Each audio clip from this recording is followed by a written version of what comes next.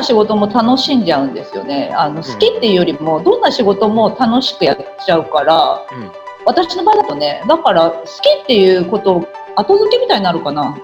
その3次元の中のゲームを完全無視していくと、なかなかね、そう、逃避の方に行くかもしれない、エネルギーが。まあ大体仕事してないんじゃないかな、地球から見ると。仕事をしないといけないっていう前提で、さらにそれを、なんか楽しい、自分がワクワクする仕事をしないといけないとか、なんか結構なもう制限がガッチガチ。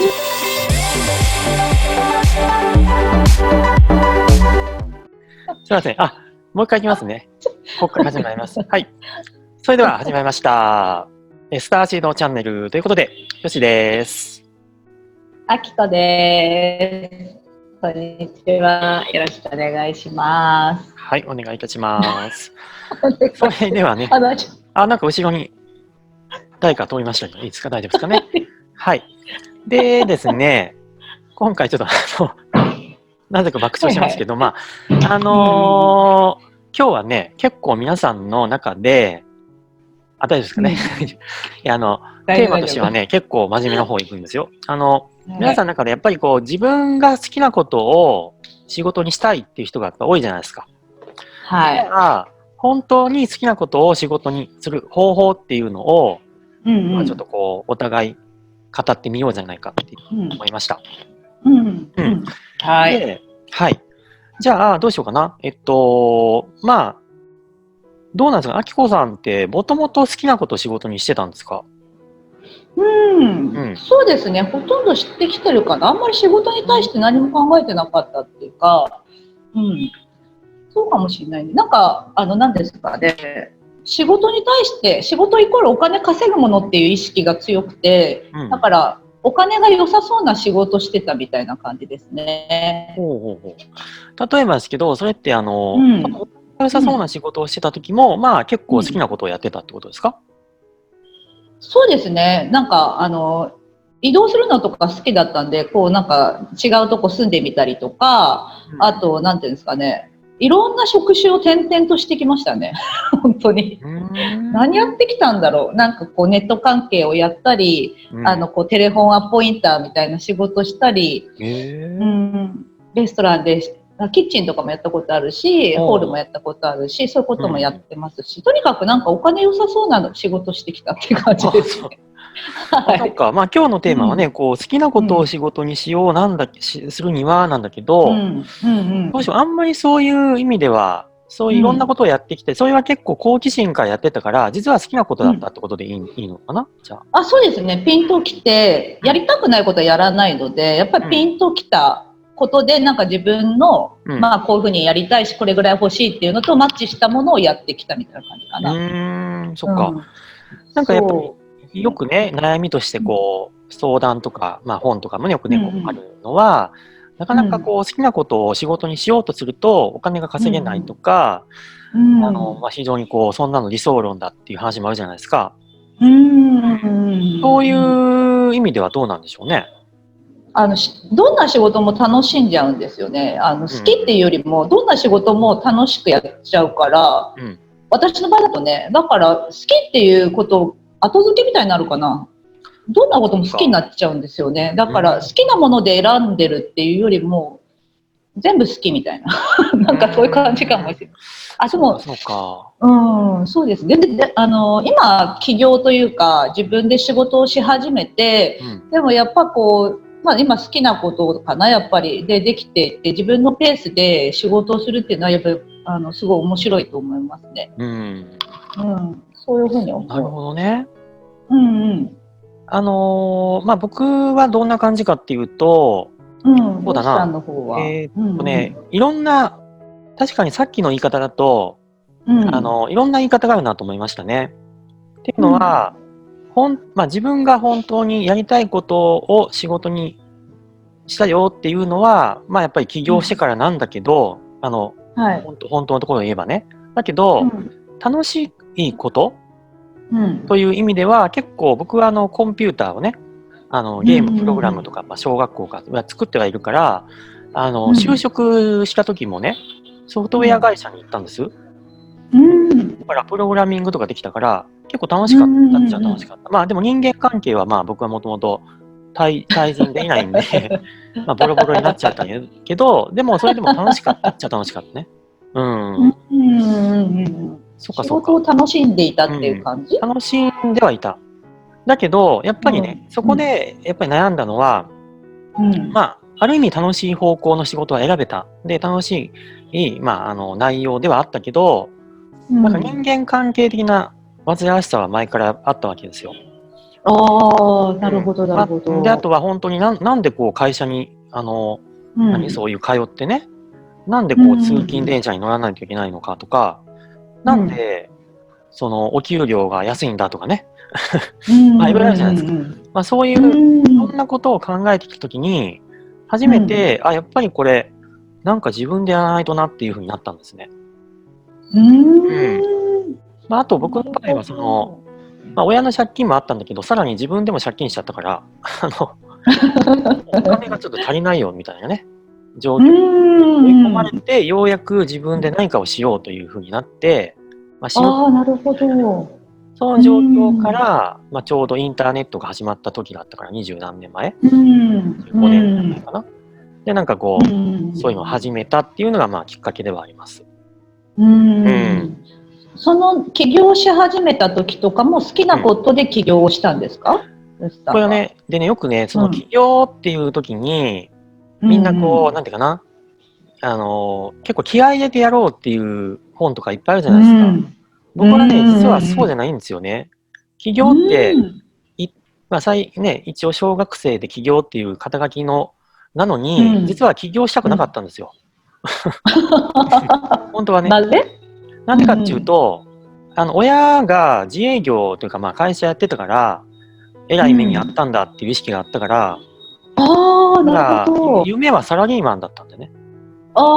いますよね。そういう人いるね。親の姿見てて。なるほど。夢はサラリーマンだったから、まあ一応サラリーマンになった。だけど、なんかすごくしがらみが多すぎるなとかね。やっぱり自由度がないなとか、自分が本当に突き詰めたところで言う自分が本当にしたいことではないなと思ったんで、まあそういう方向に行きましたと。で、あとは、まあ楽しいなというのもあったから、やっぱりそういうインターネットのことを自分で始めて、まあそしたらまあ忙しくなっていったから、まあ会社に行く時間がなくなったから辞めたっていうのが本当のところでね。なるほど、なるほど。じゃあ、あれだったんですね。そのサラリーマンをしながら起業を並行してたっていうことなんだ。そう。だから起業っていうキーワードって全く僕は知らなかったぐらいですよね、その時は。なるほど。自然にそういう形になっちゃったみたいな感じ？本当はこっそりやってたからね、会社にこっそり。副業とかも禁止の時代ですから。こっそりやってインターネット上で、ホームページを作ることやったりとかね。ネットの通販を海外から仕入れたものを売ってみたりとかね。インターネットのサーバーっていうね、ホームページのレンタルサーバーとかやってみたりね。こっそりやってたらなんか結構な忙しさになって、寝る時間がなくなっちゃったんですよ、毎日。なるほど、なるほど。でも毎日会社でこううとうとしてたらで、これはやばいっていうのもあってね。やめるというか、まあ、ある程度の収入が自分の副業の方で立ったから、辞めて会社を作ったっていうのが、まあ、本当のところだね。バランス取ったんですね、じゃあ起業の時にね、やっぱり。それすごい大事だと思いますね。そうなんですよ。でね、ここはね、難しいところで、一方で、やっぱり、なんていうかな、自分が本当にやりたいことを仕事にしてほしいっていう意識は、やっぱあるんですよ、自分の中で。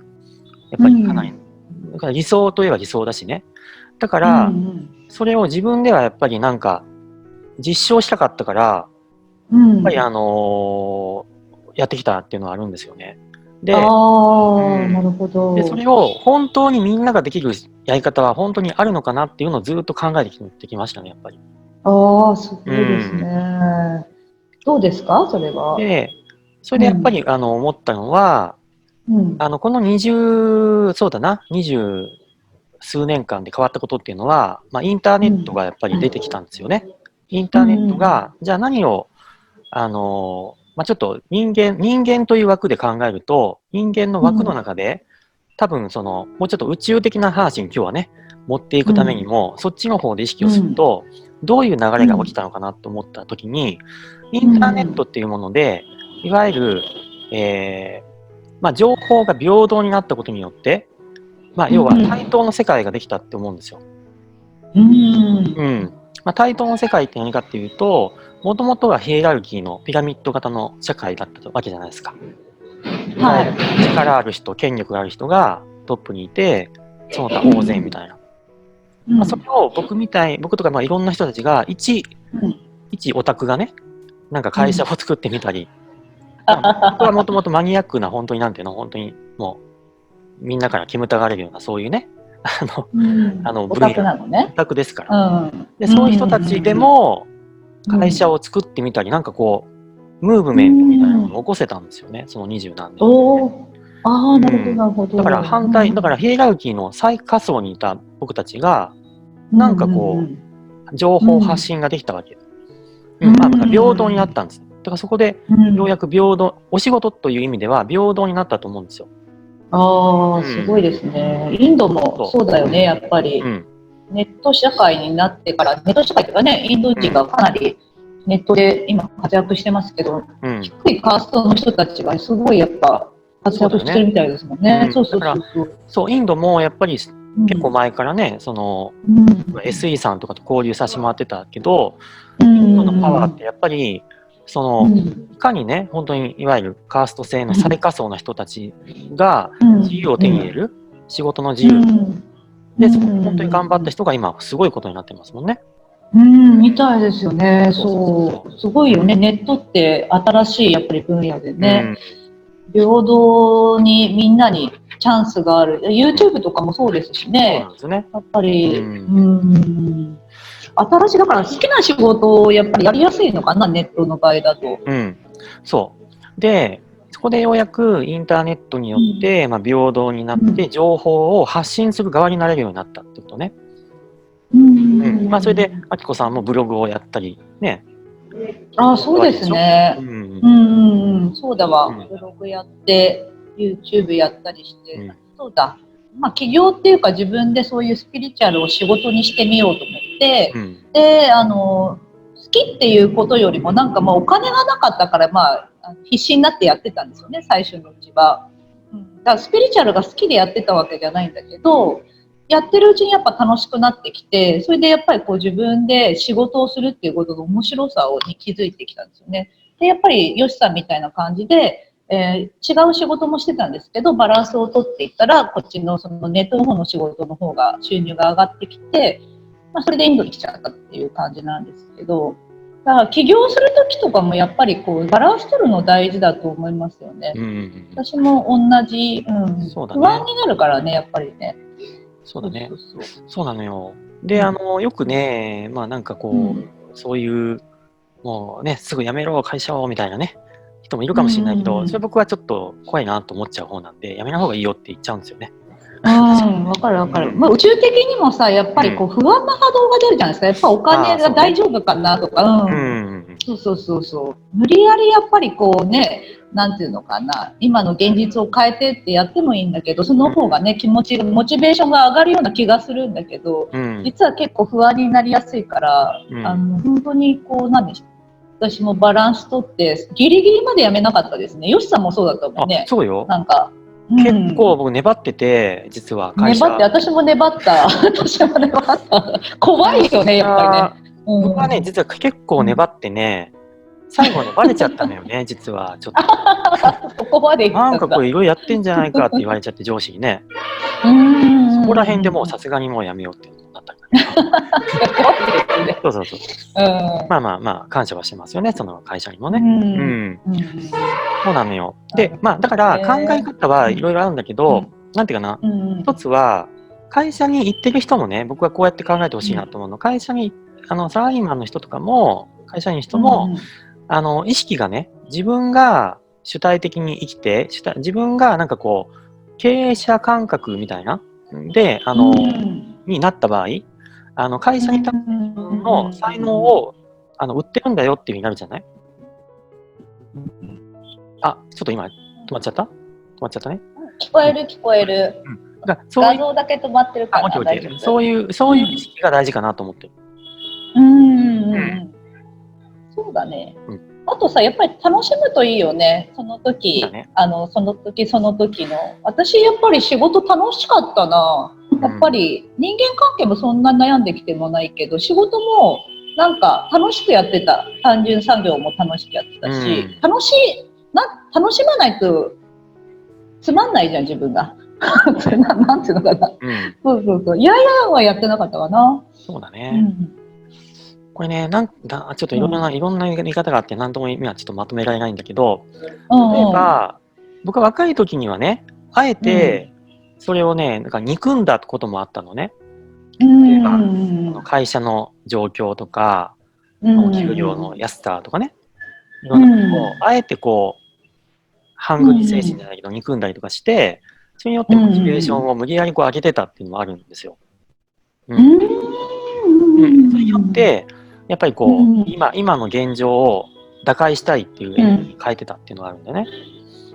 ああ、そうかそうか。だけど今それを振り返ってみる、振り返ってみると実は結構楽しかったなっていう方が思い出されちゃうなと思って。昔はもっといやもう会社最悪でねとかね、こう言ってたような気がするんだけど、結構楽しかったなって今なっちゃうなと思ってね。今ね、インドがね、かなりこう、回線が不安定ということなんですけども。そうなんですよ。はい。大丈夫です。今画面は見えてませんけど、声は聞こえてますんで、大丈夫です。声聞こえてますか？はい。で、なんだっけ？そう、楽しんでやること。そう。あとさ、やっぱり自分で仕事をすることに慣れるといいと思うんですよね。少しずつ。そうだね。これがね、やっぱりね、いつもこういう話をするときに、どういう視点で言おうかなって迷うのよ。何かっていうと、例えばこの3次元世界的なゲームのテクニックを言うのか、創造主的な視点の話を言うのか迷っちゃうのね、毎回。ああ、なるほど。じゃあ、3次元的なゲームのテクニック、ビジネスのテクニックを言いましょうか、最初。自分で仕事をすることに慣れましょうっていう話ね。そう。これね、やっぱり、僕は結構やっぱり早い段階から商売とかも、親がやってたし、慣れ親しんでるし、自分でも、副業っていうかサラリーマン時代やってたからいいんだけど、やっぱりそれって最初はなかなかね、うまくいかないこともありますよ、やっぱりね。だけどそういう経験を積んで、だんだんうまくね、なっていったり、できていったりとか、なるんで、ほとんどの人はなんか途中でやめちゃう気がする。そんな気がしませんか？例えばなんかブログを1、2記事書いたら、アクセスがないなって、辛いな、やめちゃうとかね、例えばの話。そうだね。そういうことありますよね。その、継続をできない理由っていうのが、あるかもしれないですよね。多くの人に。そうですね。なんか楽しんでやっぱりやればいいのかな。あとそのブログとかっていうよりもさ、例えばもっと気軽にメルカリとかあるじゃん。メルカリとか、なんだっけ、ヤフオクとか、なんかそういうのでこう、ブログが苦手だったらそういうものやってもいいと思うし、ブログだとするとなんか目的があってやるといいよね。そうだね。どうしようかな。じゃあちょっと3次元的なテクニカルなことを何個か言いましょうか。僕は結構、そうだな。やっぱり商売の基本っていうのに、一つは物を販売するってありますよね。で、物を販売するときは、やっぱりメルカリとかが今はいいでしょうね。で、昔はヤフオクだったんですよ。僕もやっぱり最初ヤフオクもやったし、そういったところで、例えば何か自分が持っている不要品を販売するっていうので、いわゆる物を売るという体験をしていくんですね。で、物を売る体験を重ねていくと、じゃあどうやって付加価値をつけようかなっていうことに考えますよね。で、そこで、例えば、自分の持っているものをよりよく見せるにはどうしたらいいかとか。あとは、じゃあ、すでにあるものを、転売とも言いますけど、海外のものを仕入れてね、それに対して何か、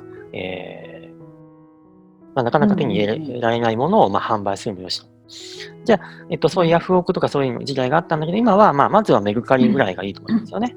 不用品をまず売ってみるみたいな。そう。あと、それが物を売るという方向なんだけど、あとは、情報発信ですよね。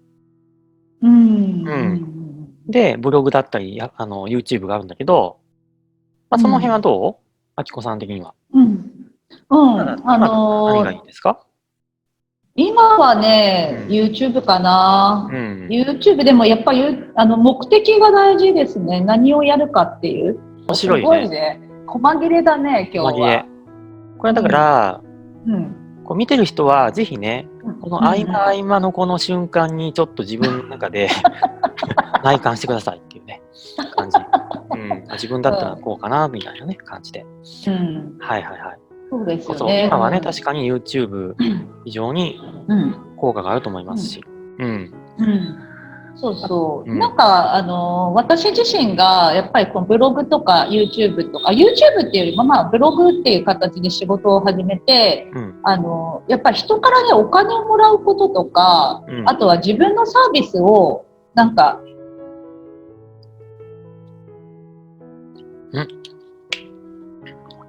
自分のサービスを提供するっていうことに、やっぱすごい抵抗あったんですよ。もうね、1円でももらうことが悪いことのような気がして、やっぱお金のブロックが強かったんですよね、すごい。なんか申し訳ないっていう思いとかがあったんですよ、なんか知らないけど。だからやっぱりそれで少しずつ慣れていったんですよね。こうお客さんに自分のサービスを提供するとか、少ない金額からだんだん慣れていったっていうのがありますので、そうですね。そうなんです。そういう感じになっていく、慣れていく、それが結局起業っていう形につながったんですよね。最初はでもすごい、だから今までサラリーマンみたいな感じですよね。OL、私は転々としてきてるけど、職を。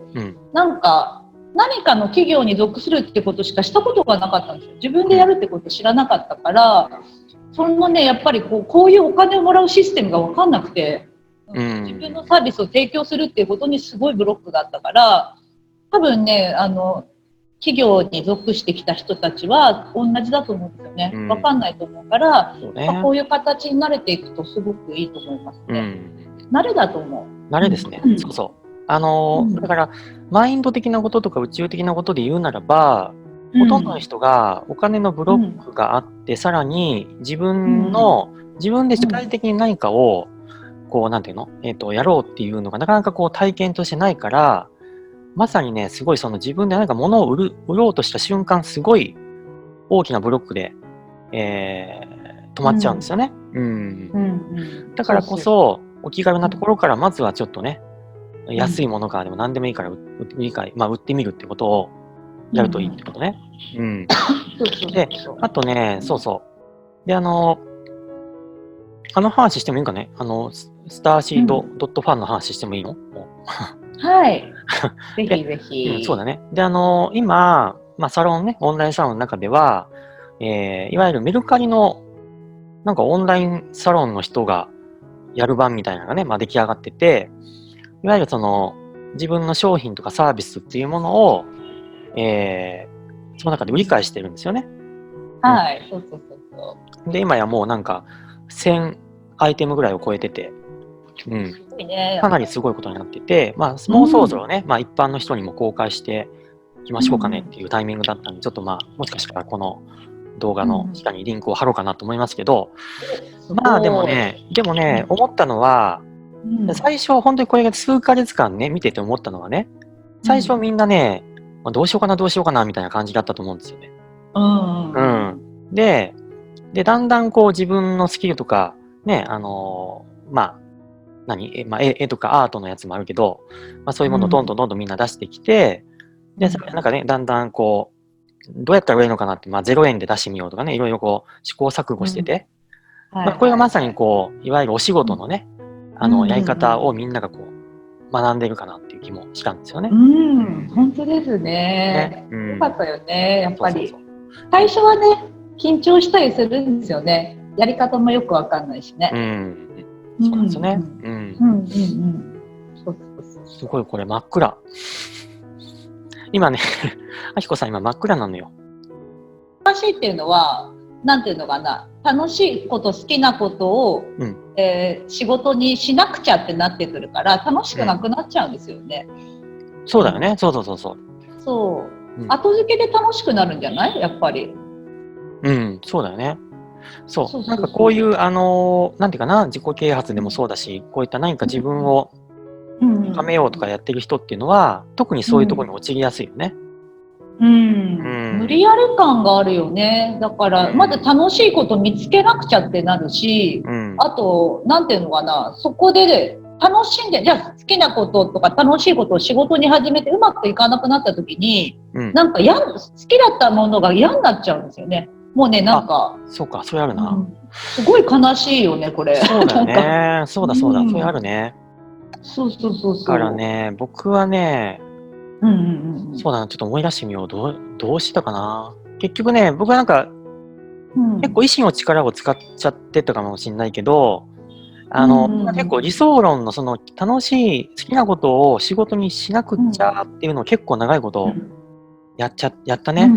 やっちゃってた。やっちゃってたっていうか。できました？結構気合がいったよね。気合要するに、だからね、僕の場合は、2つ、なんていうかな、そのさっきの3次元的なゲームをいかに攻略するかっていうのも大好きだから、どっちもパワーがあったからできたっていうことですよ。なるほど。もうこれぶっちゃけて言うと、これいいんですかね、ぶっちゃけましょうか、今日はね。ぶっちゃけちゃっていいですよ。いや、要はね、世の中のやっぱり自己啓発的なものとかっていうのは、やっぱりこう好きなことを仕事にしなくちゃいけないよっていうような切り口があるんだけど、一方ではそれは正解なんだけど、一方ではそれは結構無理があるというふうに言ってもいいかもしれないね、じゃあ。なぜならば、三次元的なその世界の中で、これっていわゆるゲームですから、3次元の中のゲーム。その3次元の中のゲームを完全無視していくと、なかなかね、そう、逃避の方に行くかもしれない、エネルギーが。逃避の方。がっつり自分の、なんていうの？意図してその世界を作るっていう方向に行けばいいんだけど、結構大体の人は、それとか恐怖とか、あとは現実逃避の方に行くから、ほとんどの人がうまくいってないことが多いよね。客観的に見ちゃうと。特にそのスピリチュアル的なことをやってる人とか。そうかもしれないね。これだからすごくシビアな目で見るとそうじゃない？そうだね。どうだろう。その辺、あきこさんどうですか？でも本当その通りですね。好きなことをスピリチュアルで、企業、スピリチュアル仕事にして、うまくいってない人は多く見てる。だから、ビジネスとしてやっぱりこう考えるというか。この辺がすごくあれだな、深いことなんだよな、本当は。努力というか、継続とか、やっぱりやっていくうちに変化していったり、なんていうのか、工夫していったりっていう、どんなことでもあることなんですよね。そこをやっぱり見なくちゃいけないんですよ。スピリチュアルだって見なくちゃいけないんですよね。それをだから、私の場合だと好きでやってたわけじゃないから、最初から。だから、どちらかというとビジネス寄りだったんですよ。スピリチュアルに入った時に。だから結構クールにスピリチュアルができてるんだと思うんだけど、私も見てて、なんとなくこう、なんていうのかな。だから引き寄せみたいな感じで、ふわふわしてればできるって、待ってるだけでできるっていう感じじゃないよね。そうよね。積極的にやるっていうよりも、やっぱ考えたり、なんていうのかな。やる行動は結構必要かもしれない。仕事だから。仕事って行動しないとかな。そうね。どうしよう。ちょっとあえて2つの言い方をしてみようかな。チャレンジで。はい。2つの言い方。これ難しいのよ。毎回難しいの。例えば一方の言い方は、ものすごいワクワクしたことだけをしてくださいと。で、なぜならば、それによって、ものすごくエネルギーが湧いて、モチベーションが自動的に湧いて、結果的に行動につながって、結果的に客観的に見ると、ものすごい行動量になって成功してるからっていうことは言えるかもしれない。で、あと、もう一方の言い方で言えば、ものすごくロジカルに、そのいろんな状況分析をして、で、ちゃんとね、そういう仕事として行動をやって、最終的になんか楽しく自分がやりたいことができちゃったっていう、2つがあったとするじゃない、これって実は同じことなんですよね。だからコインの表から見てるのか裏から見てるのかって結局同じこと、最終的に自分が楽しい、本当に自分がやりたいことができちゃったってするならばよ、状況になったとするならばよ、同じことじゃないっていう、3次元、そうね、3次元的な発想だけで、仕事をやるなんて、そんなのもう、ダメだよ、そんなの、全否定みたいな人もいるかもしれないけど、それは、それもありでしょみたいな感じだから、宇宙的に言うと。そうだね。やっぱりさ、仕事とお金、いろいろあるけど、今ってやっぱりさ、3次元的な部分が地球が強かったわけだから、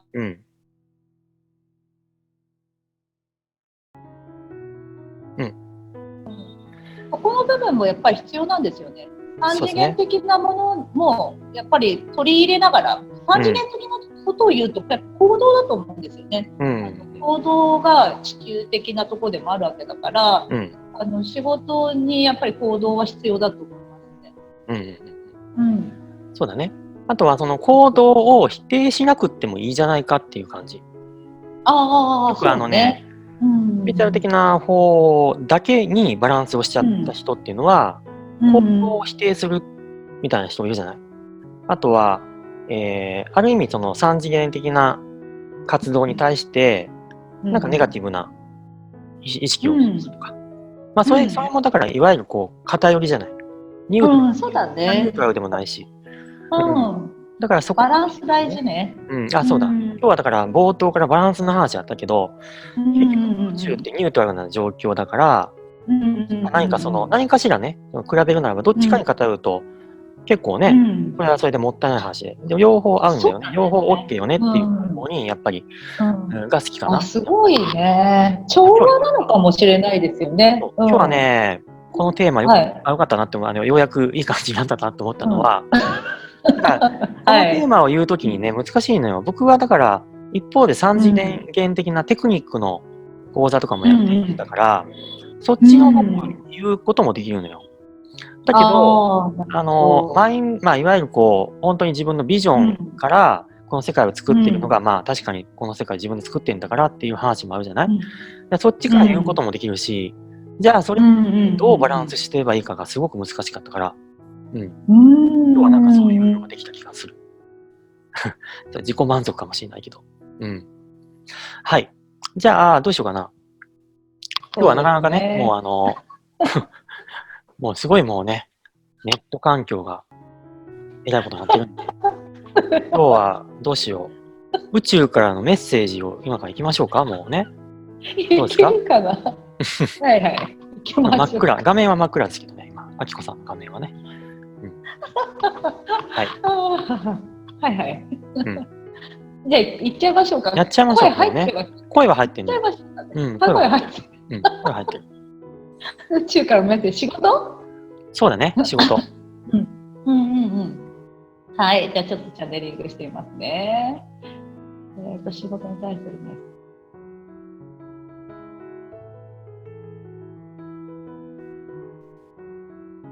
遊びイコール仕事ですって言ってるな。遊びイコール仕事なので、あなたたちは、仕事というものに対して、いろいろ考えすぎって言ってます。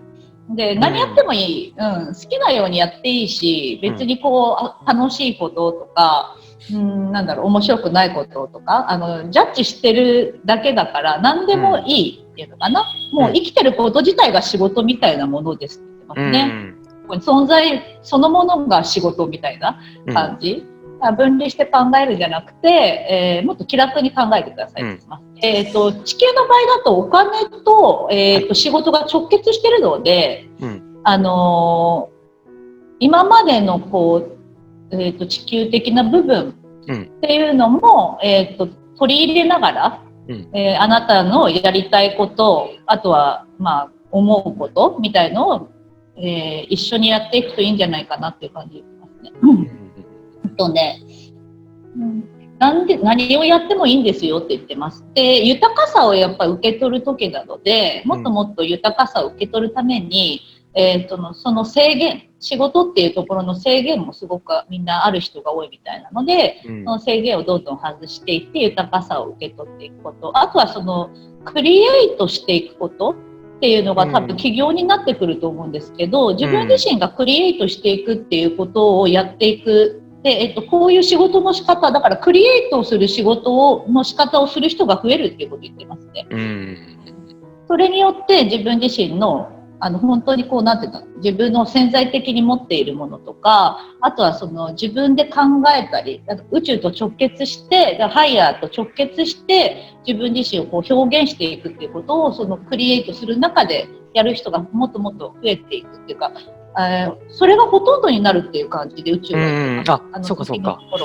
これねすごく僕ちょっと嬉しいなと思いました。ちょっと話をすると。